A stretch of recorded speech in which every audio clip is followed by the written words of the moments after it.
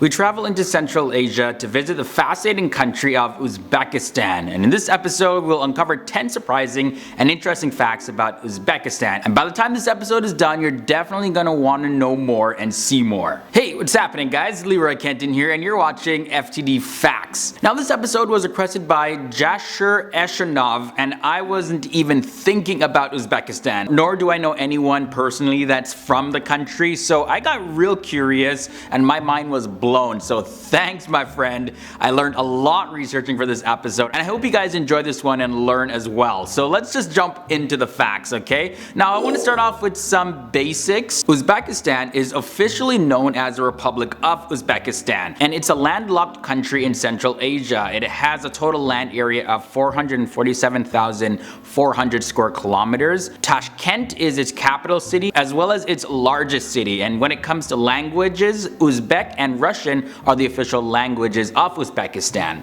The Uzbek som is the country's official currency, and the 5 countries that border Uzbekistan are Kazakhstan, Kyrgyzstan, Tajikistan, Afghanistan, and Turkmenistan. Yeah, a lot of stan. And that was like 8 facts in one. That was like your appetizer, right? So let's get into the main course coming up. Now, one of the most unique things about Uzbekistan is that it's one of only 2 countries in the world that are double landlocked countries. Now I did mention that Uzbekistan is a landlocked country, right? So a doubly landlocked country is a landlocked country surrounded by other landlocked countries. And the only other doubly landlocked country in the world is Liechtenstein. Also, none of the rivers in Uzbekistan lead to the sea. Also, some powerful nations once controlled Uzbekistan, so the region that's currently known as Uzbekistan was once part of the Persian Empire, which was conquered by Alexander the Great around the 4th century BC. Now the region also was under the rule of the Mongols in the 13th century when it was under the leadership of Genghis Khan, who conquered the region. Now later in the 16th century, the region came under Tamerlane control, and then fast forward to 1925, the region was under the control of the Soviets, and at that time the nation was known as Uzbekistan Soviet Socialist Republic. So that's a little bit of a history of Uzbekistan. Now let's look at the flag. When it comes to the national flag of Uzbekistan, we see the color blue, and that color blue symbolizes the Turkic people and also the sky. Now the white signifies peace and the striving for purity in thoughts and deed, while the green represents nature and also represents Islam. The red stripes are the vital force of all living organisms that link good and pure ideas with the eternal sky and the deeds on earth. So there's a whole lot of meaning inside of that flag. Uzbekistan is also the home of 5 different UNESCO World Heritage Sites. The heritage sites are Ichchan Kala, which is one of the last resting places of the caravans in the medieval period before crossing the desert to Iran. You'll also find more than 250 old houses there. Then there is Bukhara, and that's one of the medieval cities in Central Asia located on the famous Silk Road,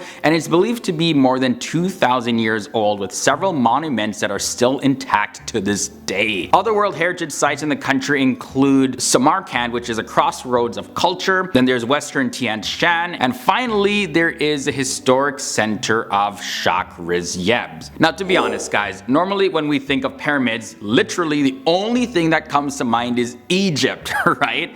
But did you know that Uzbekistan also has pyramids? So check this, like back in the year 2002, archaeologists discovered a series of ancient pyramids in a remote part of Uzbekistan. Now these pyramids are believed to date back 2,700 years. So that's pretty recent history. Just goes to show you that even in this modern time, there's a lot about Uzbekistan that we don't even know. And what are archaeologists gonna find in the near future? Who knows? Formerly one of the largest lakes in the world with an area of 68,000 square kilometers, which works out to be 26,300 miles, the Aral Sea has been slowly but surely shrinking since the 1960s.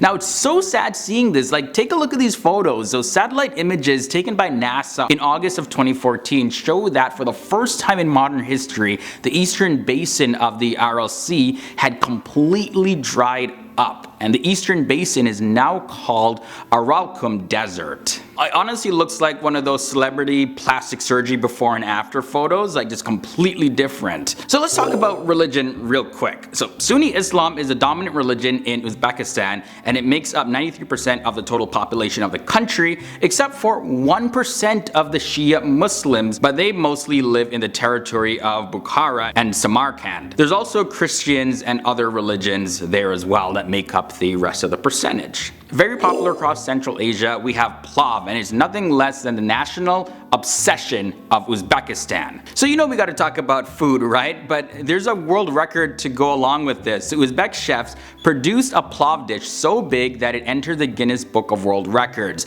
In 2017, the Uzbek chefs really outdid themselves on September 8th, and that's when the record was set, so far exceeding the 4 tons required to beat the official record. The team of chefs from across Uzbekistan managed to prepare 7,360 kilograms of Plav at Tashkent's Uzbegim festival with the Guinness Book of World Records judges watching. This dish was ultra massive. So good job, chefs in Uzbekistan. And finally, the last thing I want to share is Uzbekistan hosts the world's largest open cast gold mine located in Muruntau. The mine produces over 2 million ounces of gold every single year, and the pit covers an area of 2.17 miles by 1.55 miles and a depth of 1,837 feet. The gold was first discovered in the region in the year 1958, and initially the region was a source of turquoise from the time of the Silk Road period. However, it was not until the 1950s that the area was extensively explored and commercial mining began in the year 1967 and has been happening ever since that time. So I hope you guys enjoyed watching this brief trip into this very special country of Uzbekistan. The country has all sorts of uniqueness